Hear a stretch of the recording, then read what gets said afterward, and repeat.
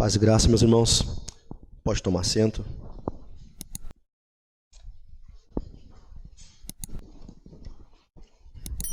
Convido a todos a abrir as Bíblias, no Evangelho de João, capítulo 18, dando sequência em nossa série.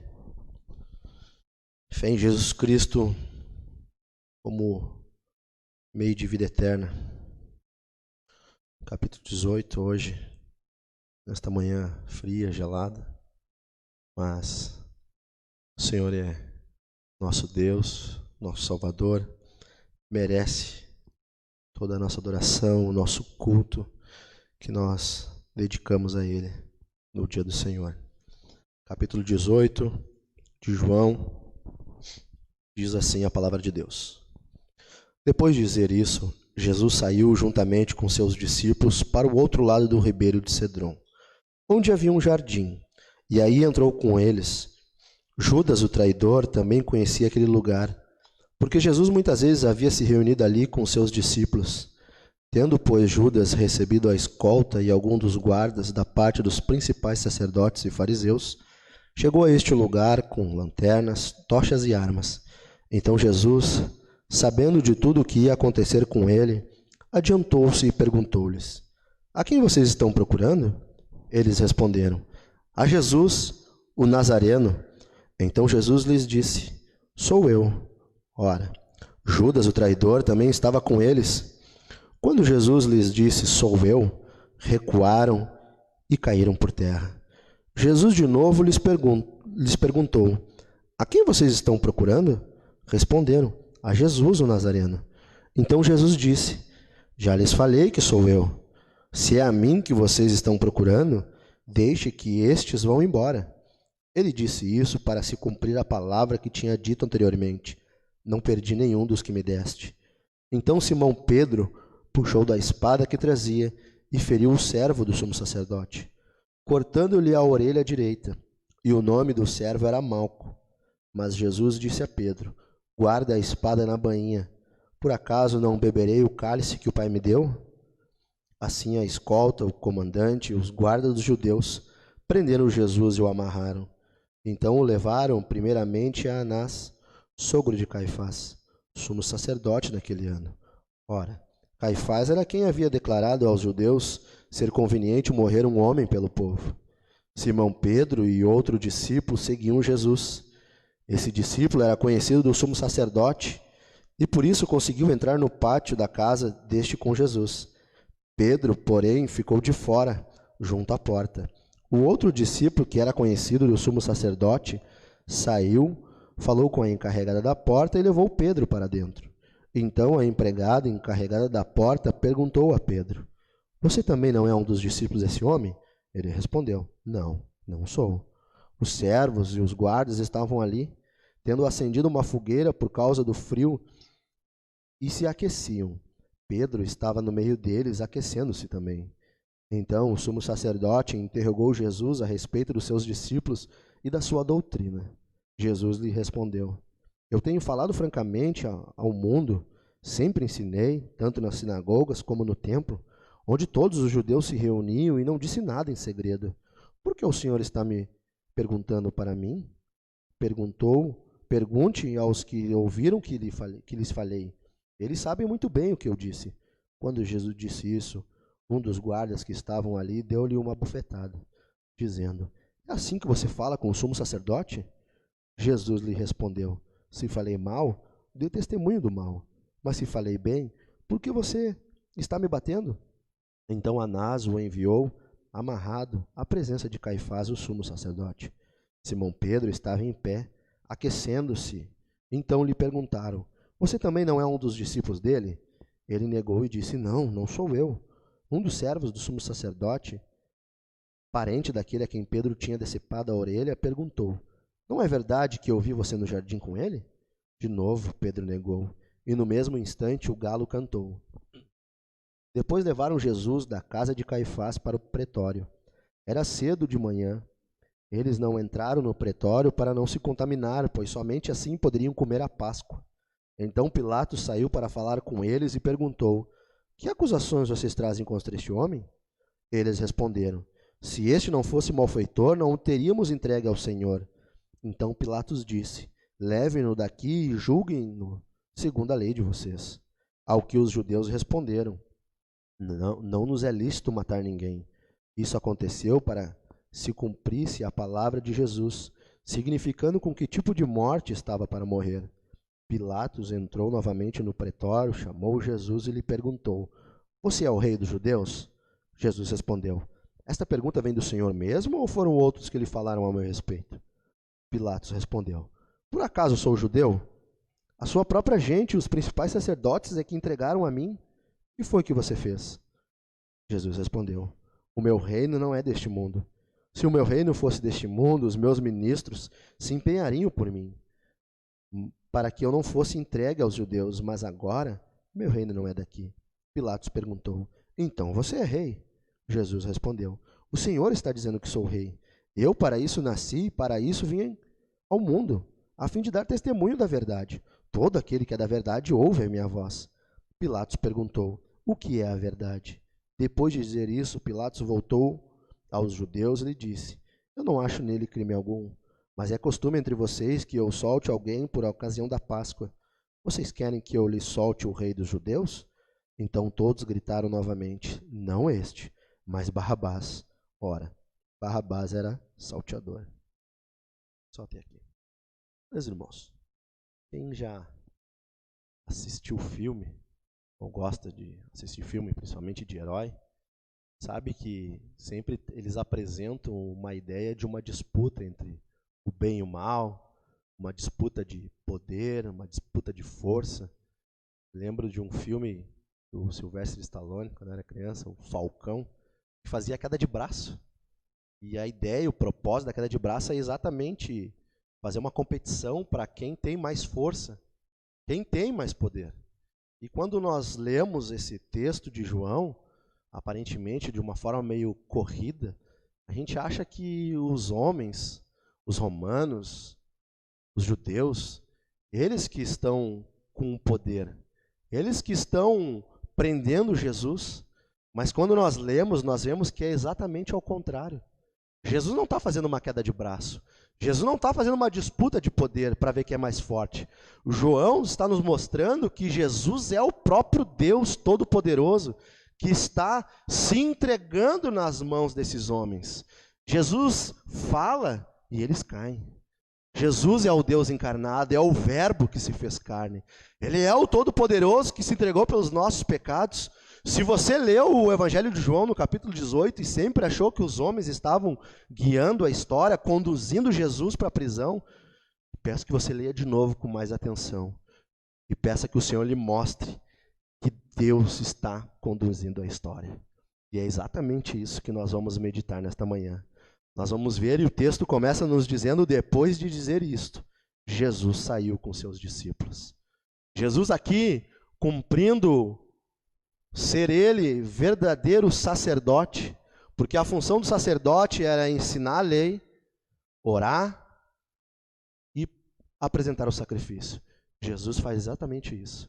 Pregou para os discípulos, orou por ele no capítulo 17 e agora ele sai para entregar o sacrifício perfeito, o seu próprio corpo, sem mancha, sem mácula, pelos seus.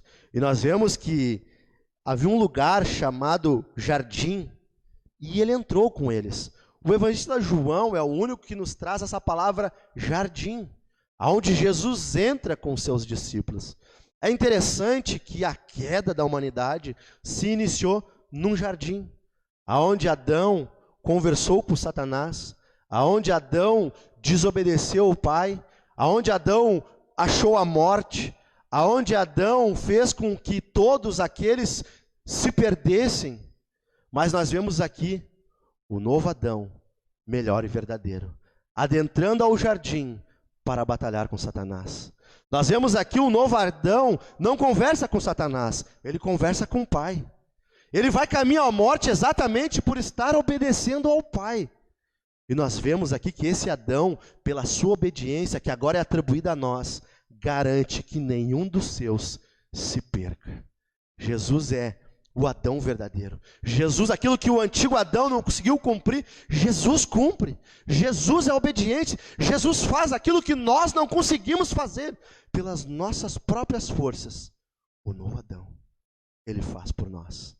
O pecado entrou pela desobediência de um homem, mas também por causa de um homem veio salvação a todos aqueles que creem.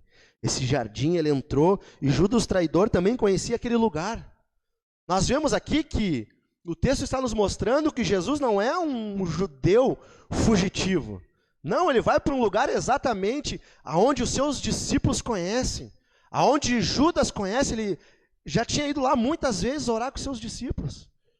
E o João, o objetivo dele é apresentar Cristo como o Deus encarnado, como o Filho de Deus.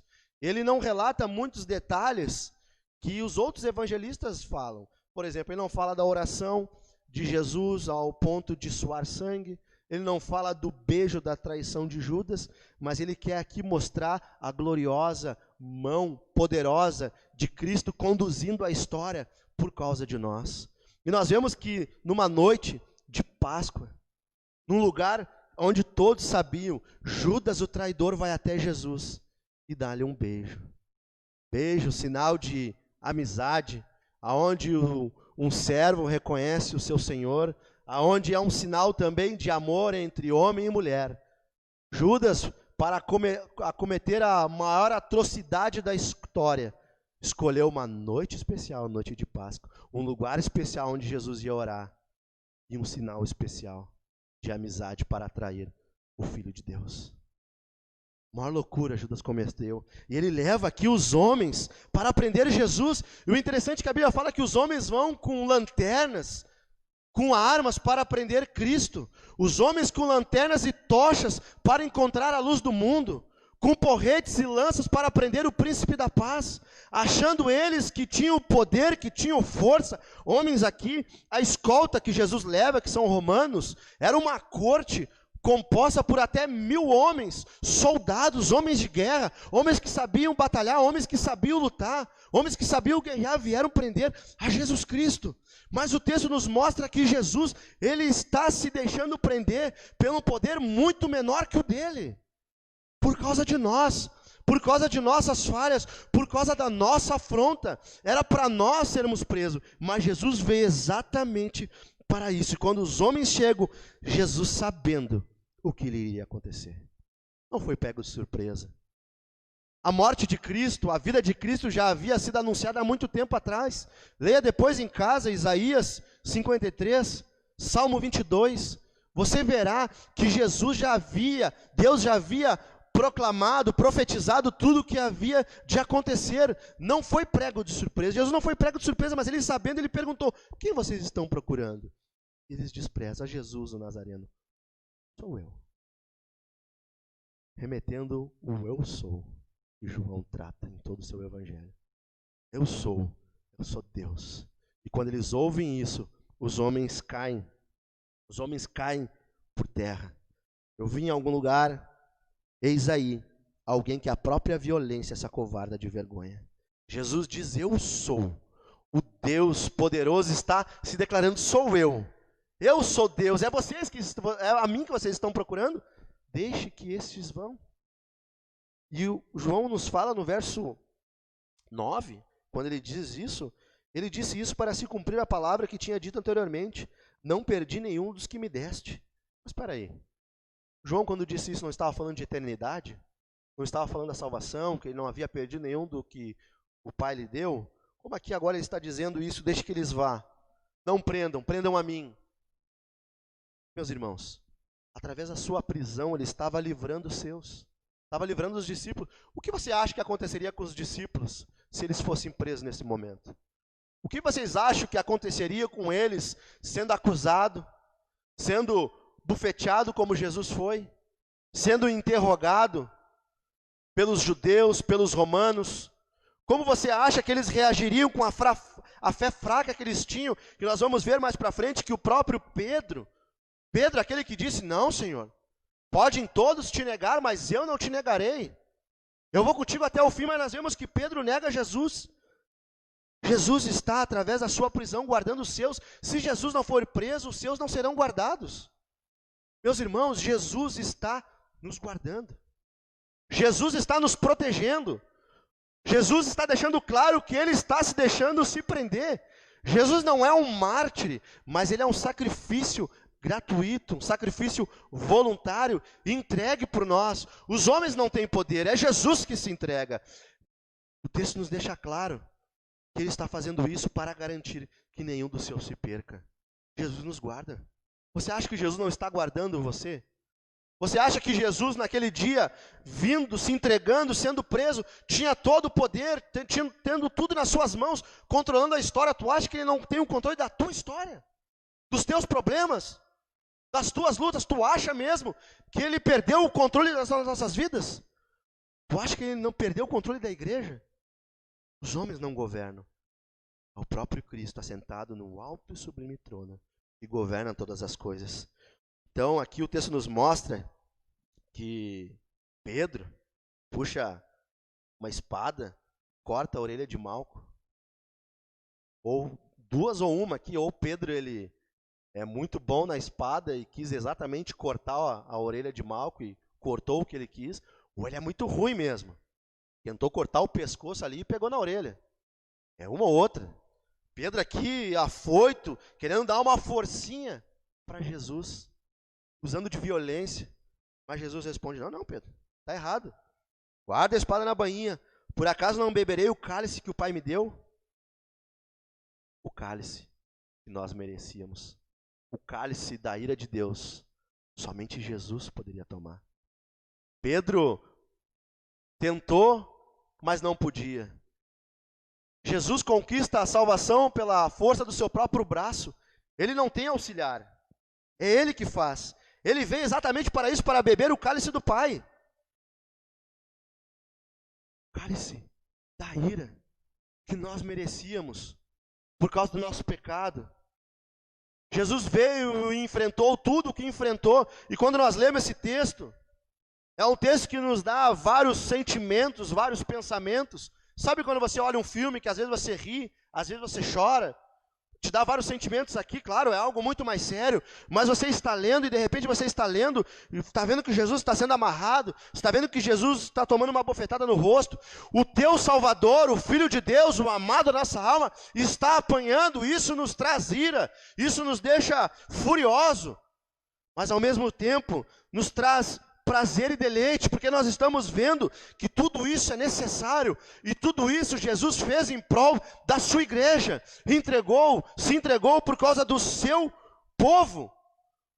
O sangue precioso de Jesus, derramado na cruz do Calvário por causa dos nossos pecados, por tudo que nós cometemos, por tudo que nós pensamos, todas as nossas reações pecaminosas, toda a contenda que nós fizemos, toda a fofoca, toda a mentira, toda a cobiça, tudo aquilo que há no nosso coração, tudo aquilo que nós praticamos antes de nos converter, tudo aquilo que nós vamos ainda praticar, estava sobre Cristo. E quando nós lemos isso, há esse sentimento de tristeza, mas ao mesmo tempo de alegria, porque era para mim, mas Ele tomou. A grande questão é que nós vemos que, por causa desse cálice que Ele bebeu, o pecado sim há consequências, o pecado sim vai ter que ser punido. A grande questão é se será punido em quem? Quem vai responder pelas tuas ações? Você mesmo vai se apresentar diante de Deus? Ou os teus pecados estavam sobre Cristo? Jesus não somente é um pastor, Ele é o bom pastor. Mas Ele também não é somente o nosso advogado, mas Ele é um bom advogado. Porque só Ele foi o advogado que tomou o lugar do cliente. Os advogados que te cobram, eles até te defendem. Respeita, Emanuel. Dependente se tu está certo ou está errado. Mas Ele jamais vai se colocar no teu lugar. Jesus não, um advogado que tomou o nosso lugar. Tomou a ira de Deus. Participou do julgamento. E nós vemos no capítulo 12, assim a escolta, o comandante que era o líder dessa escolta, essa corte, e os guardas dos judeus prenderam Jesus e o amarraram. A escolta aqui, essa corte, era composta por romanos. Uma corte poderia ser composta por até 1.000 homens, 1.000 soldados. Eram homens de guerra aqui. Alguns comentaristas acham que poderia ter entre 200 a 600 homens aqui que vieram para prender a Jesus e mais os guardas dos judeus. Ou seja, eram gentios e judeus. Prenderam a Jesus. Ou seja, o mundo todo é culpado por causa da prisão de Cristo. Nós somos culpados. Os homens prenderam a Cristo. Pedro, no seu sermão, lá em Atos dos Apóstolos, ele fala: vocês prenderam, vocês mataram o autor da vida. Todavia o Senhor já havia predeterminado que assim se sucedesse. Nós vemos a história sendo conduzida por Deus, mas nós vemos as ações pecaminosas dos homens. Esses dois tipos, judeus e gentios, exatamente aqueles por quem Cristo veio morrer, derrubando o muro, a barreira que havia entre os dois povos, unindo os dois em um só corpo. Era esses que estavam prendendo a Cristo. Era esses que estavam amarrando o nosso Salvador. Sabe quando você olha, quando você pensa muitas vezes na sua cabecinha, que eu sei que você pensa, vagabundo bom é vagabundo morto, ladrão bom é ladrão morto, é isso aí mesmo, tem que ser preso, tem que apanhar, tem que agredir. Você tem um senso de justiça, você pensa que aquele que cometeu um crime deve pagar por isso. E aqui nós vemos alguém inocente sendo preso, sendo amarrado, como malfeitor, como um salteador, como um blasfemo, como alguém fora da lei, sendo amarrado. Você consegue imaginar a cena? Jesus, aquele ser, aquele homem bondoso, aquele homem que alimentou a multidão, aquele homem que deu vista ao cego, aquele homem que ressuscitou Lázaro, aquele homem que perdoou pecadores, aquele homem que veio só para fazer coisas boas, sendo preso por homens pagãos, homens maus, prendendo, amarrando Jesus, talvez apertando, não sei como que era, com violência, mas Jesus sofrendo como um cordeiro mudo, indo para o matador. E aqui, vendo quando ele disse os homens caem, Jesus na sua forma humana, sem beleza alguma, sem glamour algum, quando ele fala, sou eu que vocês procuram, os homens caíram por terra. Imagina quando ele vir em glória, quando ele vir todo poderoso, como será a reação dos homens diante desse Deus majestoso. Aqui talvez nós lemos e achamos que é somente um ser humano, é um homem sendo preso e espancado, mas não, é um Deus todo-poderoso que está no controle de todas as coisas. E nós vemos aqui Anás, que era sogro de Caifás. Vocês sabem que o sumo sacerdote era algo perpétuo, era algo pela vida toda. E aqui João também nos relata isso, é o único evangelista que nos fala isso, que eles levam até Anás, que é sogro de Caifás. Vocês sabem que os romanos ali dominavam os judeus, então tiraram Anás e colocaram Caifás, o seu genro. Mas no fundo a gente sabe quem é que coordena a história. Você sabe quem é que está por trás disso. Os homens são assim. Eles saem da frente, o povo ali ainda, os homens, os fariseus, os judeus, ainda tinham Anás como líder da nação. E levam para ele, para que ele interrogue. Os homens saem de cena, mas eles ainda mandam em alguma coisa. Vocês sabem como é que funcionam as coisas. Eles colocam outros, os filhos, os parentes, mas no fundo eles ainda querem mandar nas coisas. E os homens acham que estão mandando, mas não estão mandando. E agora o texto nos mostra uma negação entre Pedro e uma confirmação de Jesus, confirmando tudo. Aqui nós vemos, ali está o bendito Filho de Deus, que se rendeu incondicionalmente à vontade do Pai, para remir um povo por meio do seu sangue. Aleluia, meus irmãos. Bendito é o nosso Deus, que enfrentou o que enfrentou por causa de nós. E o texto nos fala que eles foram até a casa de Anás, e o texto nos fala que foi um discípulo. Verso 15. Simão, Pedro e outro discípulo seguiam Jesus. Esse discípulo era conhecido o sumo sacerdote, por isso conseguiu entrar no pátio da casa deste com Jesus. Pedro, porém, ficou de fora junto à porta. O outro discípulo, que era conhecido o sumo sacerdote, saiu, falou com a encarregada da porta e levou Pedro para dentro. Esse outro discípulo aqui provavelmente era o próprio evangelista João, que nós vemos pelos detalhes da narrativa, detalhes que ele relata aqui, que é uma testemunha ocular. E aqui é um jeitinho brasileiro. Pedro ficou ao lado de fora, não pôde entrar, mas João conhecia, falou, não, deixa ele entrar, está comigo. E ele entra. Aqui não é o complexo do templo, porque a mulher encarregada da porta era uma mulher, teria que ser um homem. E também havia uma fogueira, e Pedro, sendo um homem comum, não poderia ficar na fogueira onde só os sacerdotes estavam para prestar o sacrifício. Então aqui é exatamente a casa de Anás, onde que eles estão. E Pedro entra, e é nesse local que Pedro vai negar o seu mestre. Logo Pedro, aquele que tinha falado que todos poderiam negar, mas ele não negaria. Ele não abandonaria Jesus. Enquanto Jesus está confirmando tudo, Pedro está negando tudo. Pedro está negando todas as coisas. Como Pedro é rápido em negar. Quando Anás interroga Jesus, o verso 19, então o sumo sacerdote interrogou Jesus a respeito dos seus discípulos e de sua doutrina. Começando pelos discípulos mais interessados com a fama, quantas pessoas Jesus havia arrecadado para o seu ministério, quantos discípulos seguiam este mestre, mais preocupado em saber da fama de Jesus, com de fato se ele era quem dizia ser, mais preocupado em condenar o Filho de Deus do que saber de verdade a verdadeira verdade. Ele não estava preocupado. Por isso que Jesus no verso 21 diz, por que você está perguntando para mim? Eu sempre falei abertamente, sempre falei nas sinagogas, no templo, todo mundo ouviu. Pergunta para quem me ouviu, eles vão falar. Por quê? Um interrogatório desse nível deveria ter testemunhas contra e a favor. Eles não poderiam entrevistar o próprio condenado. Eles não poderiam entrevistar aqueles que estavam sendo julgados. Eles estavam mais preocupados em achar que Jesus se condenasse, procurar uma culpa nele, do que saber da verdade. Então, quando Jesus fala isso, um servo que está ali dá uma bufetada em Jesus. Um tapa no rosto de Jesus. Jesus apanhou. O Deus Todo-Poderoso tomou um tapa na cara por causa de nós. Isso deve nos entristecer. Isso deve nos despertar um sentimento de tristeza, de amargura, por causa que todas as vezes que eu pratico algo contra a santidade de Deus, contra a lei de Deus, Jesus está apanhando por mim. Ele já perdoou os meus pecados. Mas todas as vezes que eu peco, é como se eu estava batendo em Jesus.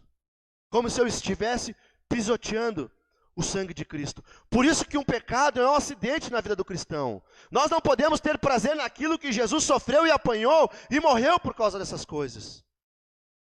Jesus apanhou. Jesus nos entende. Jesus é um sumo sacerdote que se compadece de nós.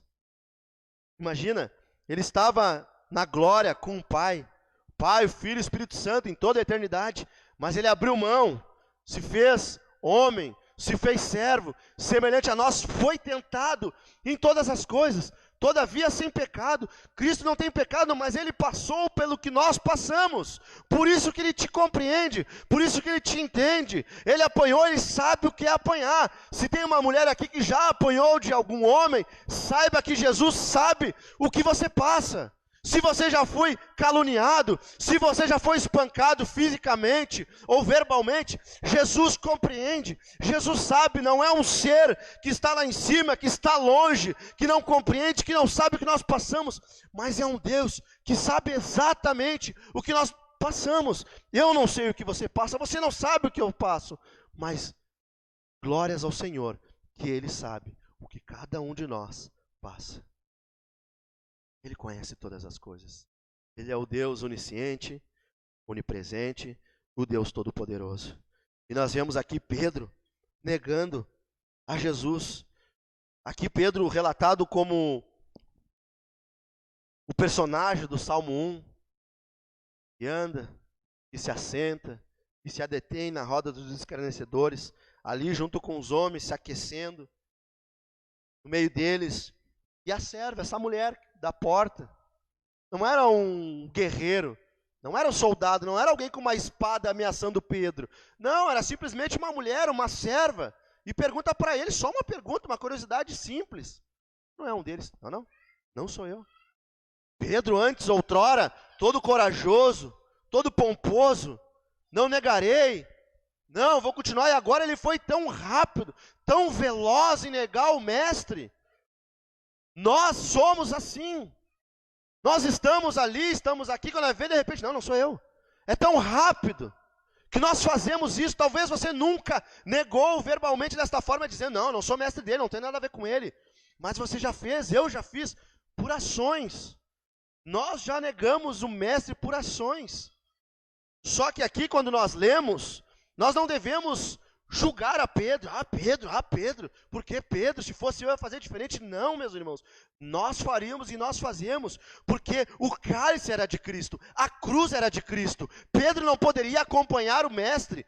Jesus já havia falado que Pedro iria cair. Jesus conhece Pedro melhor do que o próprio Pedro. Jesus nos conhece melhor do que nós mesmos. Talvez você tenha uma noção do seu pecado, da sua carnalidade, das suas ações, dos seus pensamentos, mas Deus conhece muito mais. E quando nós caímos, nós pecamos, isso não surpreende Deus. Louvado seja o Senhor, que Ele não espera que nós nos salvamos. Enquanto Pedro estava negando, Jesus estava indo rumo à sua missão. Pedro só conseguiu se manter porque Cristo completou a missão.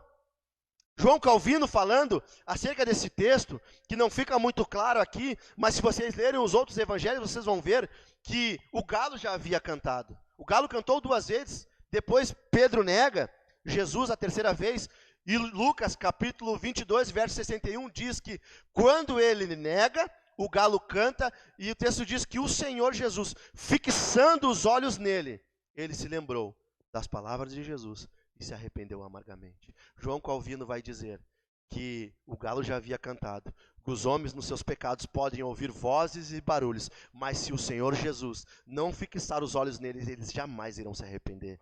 Se você se arrependeu dos seus pecados, é porque Jesus Cristo um dia, pela sua graça, pela sua misericórdia, pela sua bondade, fixou os olhos em você e em mim, gerando em nosso interior arrependimento e fé no sacrifício de Jesus. Não é pelo teu desempenho, mas é pela graça, é pela misericórdia de Deus. Aqui nós vemos 2 tipos de homens. Aqui nós vemos Anás, que até se interessa pelos discípulos de Jesus, pela sua doutrina, fala de justiça e até acerta uma coisa aqui ou acolá, mas no fundo não se dobra diante de Cristo. Mas também nos mostra Pedro, que ama Jesus, tropeça, mas pelo amor de Jesus será salvo, não porque não tem pecado, mas porque Jesus continuou na sua missão.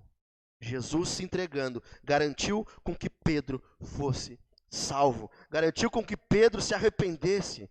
Bendito é o Senhor que nos mantém, que olha para nós. Nós também negaríamos, nós faríamos isso. E no verso 28, agora eles saem e levam ele para o pretório. E o verso 28 diz assim: era cedo de manhã, e eles não entraram no pretório para não se contaminar, pois somente assim poderiam comer a Páscoa. Vocês conseguem ver como o pecado é desgraçado? Como o pecado é desgraçado na vida dos homens. Os homens religiosos não queriam entrar no pretório, por causa que era um lugar onde que tinha gentios, e eles não queriam se contaminar para comer a Páscoa, sendo que o verdadeiro Cordeiro Pascal estava na frente deles, diante deles. A verdade é que eles poderiam entrar no lugar mais profano que existisse, mas o seu coração era muito maior. Pior do que um pagão é um religioso auto se enganando. Os homens estavam com o coração corrompido, eles estavam entregando, querendo matar o autor da vida, mas eles não queriam se contaminar exteriormente, religiosamente. E nós vemos que o pecado é maldoso, o pecado nos cega. Nós podemos ser religiosos, nós podemos andar de uma forma, mas o nosso coração ser podre, a nossa mente ser pervertida. Paulo fala a Timóteo que nos últimos dias os homens seriam maldizentes, blasfemos, matadores de pai, de mãe, maldizentes, teriam uma forma de piedade, mas negariam o poder dela. Como é fácil nós termos uma aparência de piedade, nós irmos para a rede social e falar de Cristo, testemunhar, botar versículos bíblicos, vir na igreja, participar da sé, cantar, fazer tantas coisas, pregar e cantar, mas o nosso coração está diante do Senhor. É um perigo. A religiosidade é um perigo. Se o Espírito de Deus não nos despertar, nós estaremos cegos. Nós acharemos que estamos caminhando de uma forma coerente, de uma forma certa, mas estaremos longe de Deus. estaremos muito longe do Senhor. E o verso 31, eles levam eles até Pilatos pergunta se ele tem algum crime, e eles falam, não, se ele não tivesse, nós não estaríamos aqui, ele é um malfeitor. E Pilatos fala assim, verso 31, então Pilatos disse, leve-no daqui e julgue-no segundo a lei de vocês. Ele não diz a lei do vosso Deus, mas a lei de vocês. Ou seja, isso é problema dos judeus, é religioso, se virem vocês. Ou, conforme vocês interpretam a lei, do jeito que vocês querem. Façam conforme a lei de vocês, conforme vocês estão querendo.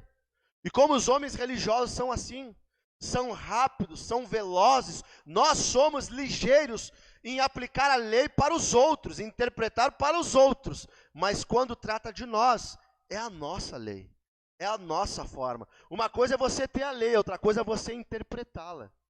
E agora, quando fala de mim, eu interpreto do meu jeito, da minha lei, fazendo conforme o que eu quero. Olha a resposta deles, não nos é lícito matar ninguém. Oh, mentira, sem vergonha essa aqui. Desde o capítulo 5, verso 18, nós vemos que os homens já tinham maquinado em matar a Jesus. E agora no verso 18 eles estão dizendo, não é lícito nós matar ninguém. Porque os judeus, na verdade, só poderiam apedrejar alguém.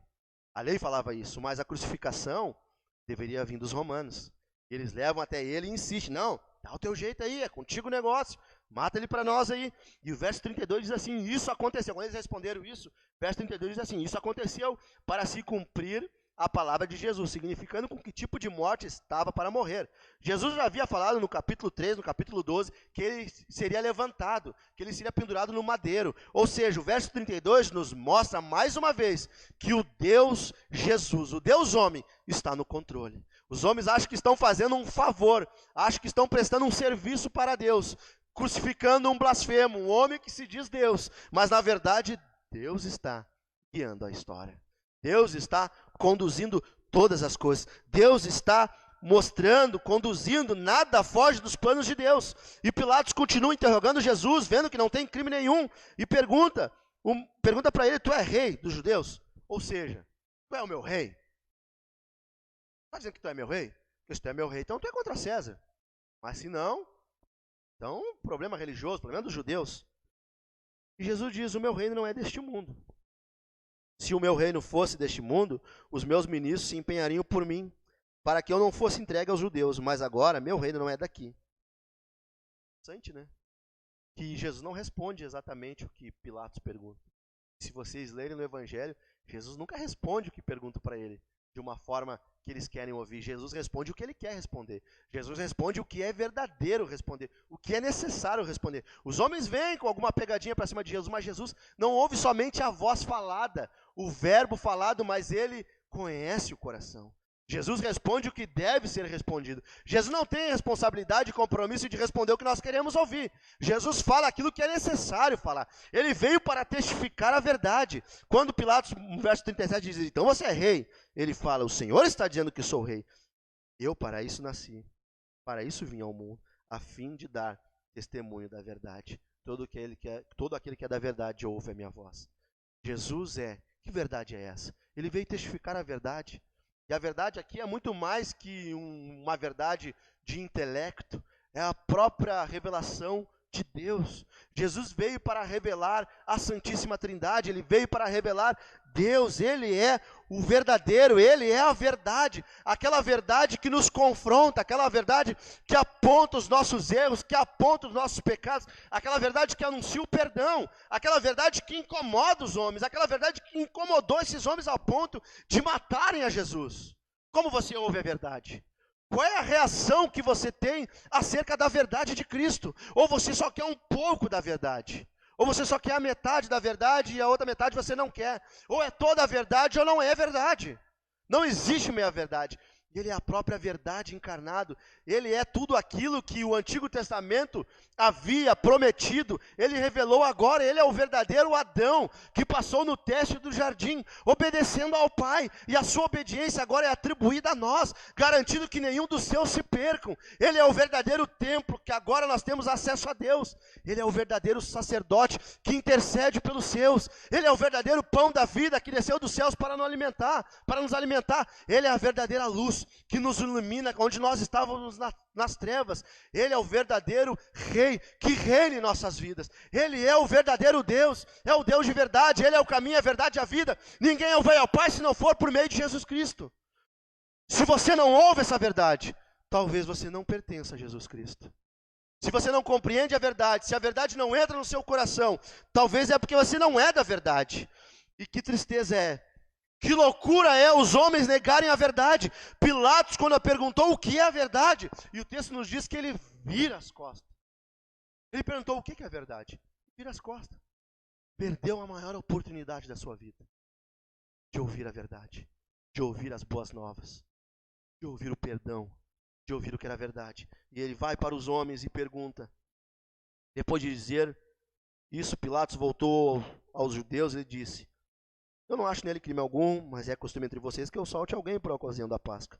Vocês querem que eu lhe solte o rei dos judeus? Então todos gritaram novamente, não este, mas Barrabás. Ora, Barrabás era salteador.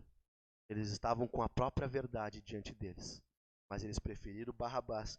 E o texto nos fala que era um salteador, era um ladrão. Como você reage à verdade de Jesus? Você prefere ouvir a verdade, você ouve a verdade, ou você vira as costas como Pilatos? Ou você prefere escolher o ladrão do que Cristo? Qual é o ladrão que você tem escolhido que toma o lugar de Cristo? Que tira a verdade do centro, que tira Cristo do centro da sua vida, preferindo um ladrão? É a mentira, é o engano, tantas coisas que pode ser o ladrão que tiram Jesus do centro. Mas bendito é o Senhor, esse rei que vem, estabelece o seu reino, que não é físico, que não é deste mundo, um reino espiritual, enfrentando o julgamento. Jesus veio, era necessário um julgamento legítimo, por causa do crime que foi cometido, da lei que foi quebrada. Esse julgamento ele foi legítimo em essência. Claro que foi fraudulento pelo fato de terem comprado a testemunha, por não terem crime para condenar a Cristo, mas em sua essência ele foi verdadeiro. Todo crime deve ser punido. E quando Adão desobedeceu o mandamento, porque às vezes a gente pensa em lei somente nos 10 mandamentos, mas quando Jesus disse para Adão no Éden, da árvore da vida não comerás, da árvore do conhecimento do bem e do mal não comerás, porque no dia que tu comer tu vai morrer, era uma lei, e ele desobedeceu. Logo, essa lei deve ser paga, porque tudo que Deus fala na sua palavra, tudo que sai da boca de Deus nunca é sugestivo. Quando Deus diz é. Quando Ele diz que não é, não é. E ele caiu, ele pecou, ele cometeu esse crime, ele desobedeceu essa lei. Então agora é necessário que os homens passem pelo julgamento. Mas o Senhor passou em nosso lugar. Jesus sentou no banco dos réus. Nos colocamos em pé. Ele passou, ele sentou no banco dos réus. Aquilo que nós deveríamos passar, Cristo passou. Hoje nós podemos nos reunir como igreja num domingo pela manhã, dia frio, eu já estou com calor aqui já, mas um dia frio, podemos nos reunir e bendizer a Cristo. Um advogado fiel, tomou o nosso lugar. Alguém que enfrentou o que nós merecíamos. Tudo era para ti, era para eu estar passando, era para nós estarmos sendo amarrados, era para nós estarmos sendo espancado, cuspido, chicoteado. Tudo isso para nós. Mas ele veio e passou em nosso lugar. Respondendo às perguntas, quem é Jesus, o que é vida e o que é fé, no capítulo do Evangelho de João, capítulo 18. Jesus é o verdadeiro Adão que passou no teste do jardim, garantindo que nenhum dos seus se perca. Ele é a testemunha fiel que testifica a verdade, que é vida. Vida é adentrar no reino de Cristo, o qual foi estabelecido não pelo mártir, mas pelo próprio Deus encarnado. E o que é fé? Fé é confiar que Jesus é quem nos guarda, abrir mão da nossa justiça própria e alto esforço, e reconhecer que os seus olhos estão fixos em nós.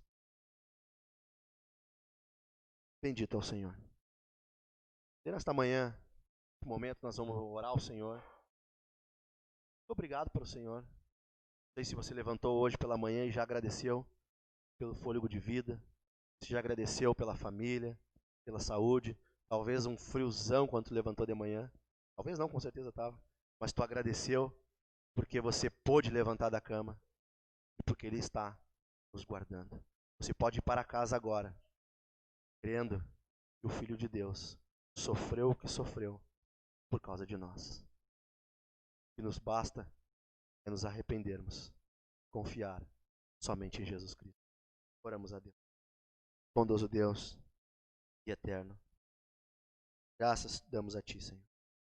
Louvamos o Teu nome, Te engrandecemos, Te bendizemos. Dizemos a Ti, Senhor, muito obrigado, Deus. Obrigado, Senhor, por tudo que o Senhor fez, Pai. Não teríamos condições, Senhor, de experimentar este cálice, Senhor. A ira de Deus, o julgamento de Deus.